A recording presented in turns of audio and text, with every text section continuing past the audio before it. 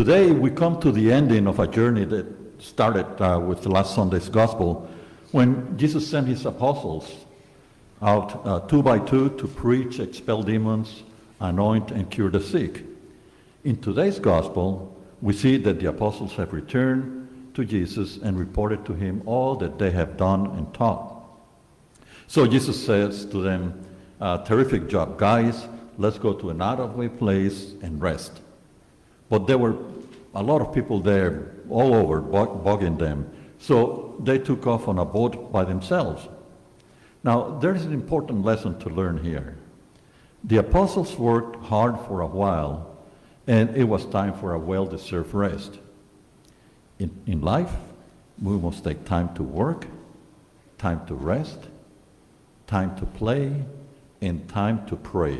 And there has to be a balance among those things. Now, prayer was not specifically mentioned in today's gospel, but rather rest and withdrawal. But considering whenever Jesus went off by himself, he spent a lot of time in prayer.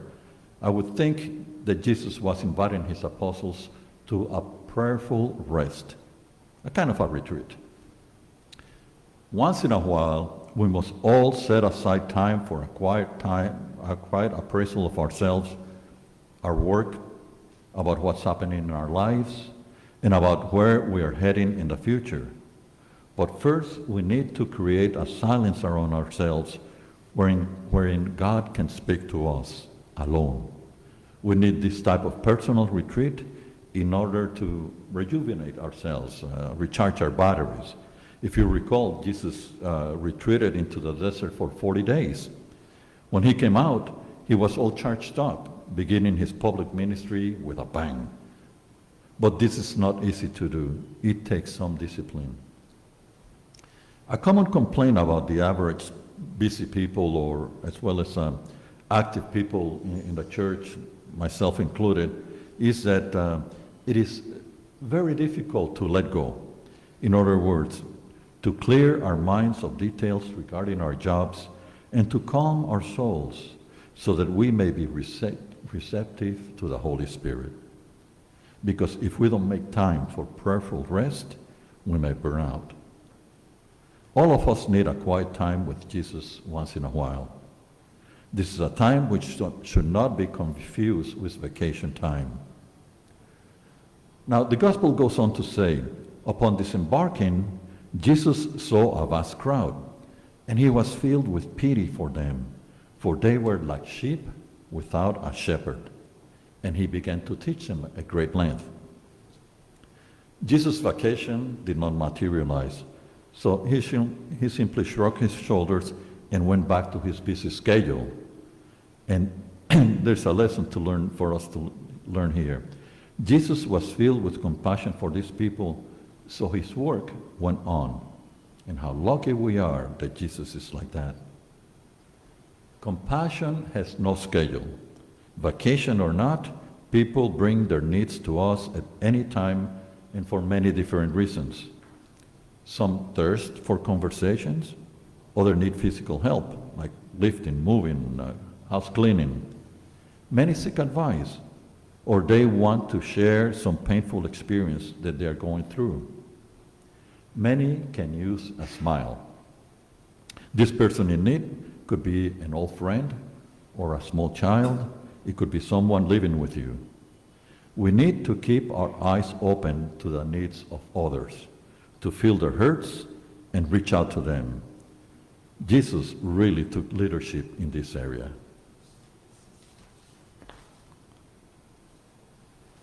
Jesus showed his compassion for those who would come to him in need. Jesus first met the needs of his returning apostles. Then he turned his attention to the needs of the crowd.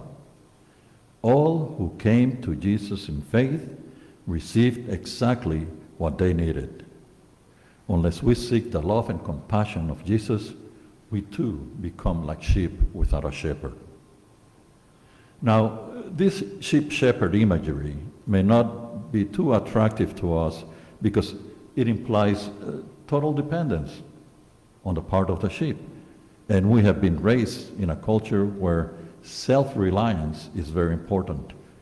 And really, there's nothing wrong with self-reliance unless we carry it out to an extreme where we become too proud to admit that we need help at times. So let's take a closer look at this sheep-shepherd relationship, because we might find out that it's not bad at all. In fact, it could become a very acceptable way of life for any of us. First, let's find out what a shepherd is all about. A shepherd is anyone who has a responsibility or the willingness to do something for someone else. If we look at the shepherds of the time of Jesus, we will note that they gave their totality to the sheep. Their basic duties were to guide, care, protect, and go out of their way for the one who got lost.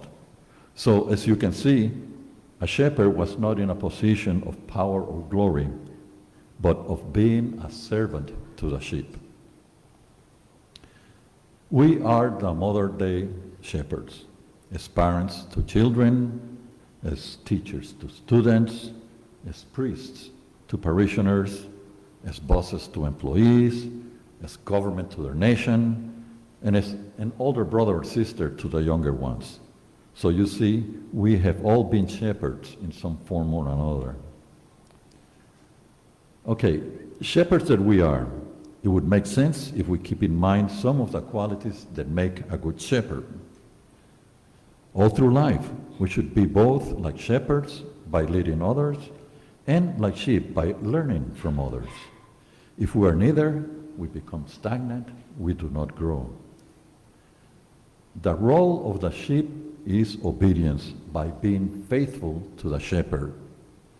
The role of the shepherd is service by being faithful to the sheep. Jesus is the perfect good shepherd. As his followers, we are meant to share in the fruits of his ministry. We need to ask ourselves if we are allowing Jesus to minister us in our lives. Like his apostles, are we willing to go to an out-of-the-way place and rest with him? Are we willing to let him teach us at great length as he taught the crowd? Do we want him to touch us with his compassionate hand? Sometimes we can be so busy with our everyday lives and affairs, or feel so self-sufficient that we close ourselves to Jesus' ministry in our lives. No one is excluded from Jesus' love and compassion, so let us welcome his work in our lives. By the way, the gospel ends with Jesus teaching them at great length.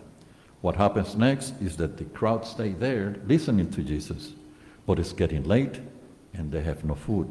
So, stay tuned for the next episode. Next Sunday, same time, same station.